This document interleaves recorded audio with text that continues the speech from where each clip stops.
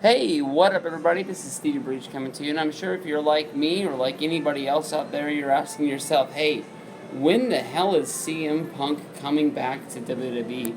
Honestly, in my opinion, that I think it might be a good long little while before we see CM Punk back into the WWE. But honestly, in my opinion, there are two dates to really check out and see what's going to happen with CM Punk. If they're going to bring him back, it's going to be one of these two shows. One is going to be the Green Bay, Wisconsin Monday Night Raw, where they're going to bring back all of the old timers, Undertaker, Hulk Hogan. Honestly, in my opinion, that might be one way to sneak him in under the radar, thinking that because there's so many special guests that night, more than likely, maybe we'll be able to sneak CM Punk in under the radar, and people won't think that's going to be his big return. The other one has to be the homecoming of CM Punk himself to WWE Chicago. Everybody knows, going back to even when he was the monster heel in the Nexus before WrestleMania, he's sitting in the middle of the ring. They were treating CM Punk like he was the babyface John Cena going into WrestleMania to win the championship. And that huge smile he had on his face just showed you what, that always meant a lot to me until I watched the Best in the World documentary, and he was talking about how at that point WWE had no plans for his future, and just basically he was just the guy John Cena was going to fight on Monday Night Raw up to WrestleMania to make sure they didn't give away John Cena and The Rock or John Cena and The Miz.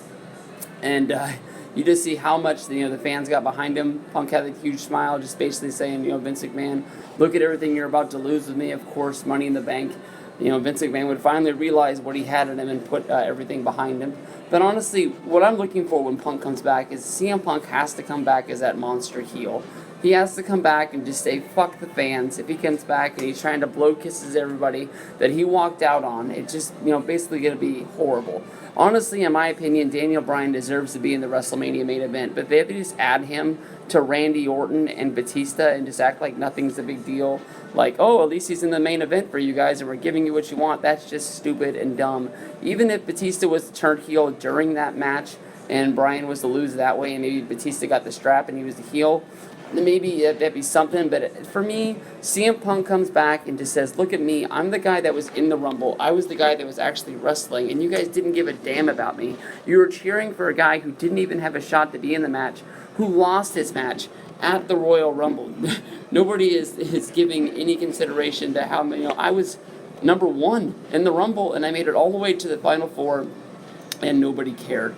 I want to see Punk as a monster heel. I think that's the best way for him to be in wrestling as a babyface. I have no clue what you do with this guy, but just basically, he comes back, monster heel versus Daniel Bryan, WrestleMania. That's a dream match that a lot of people want to see. They want to see it at WrestleMania.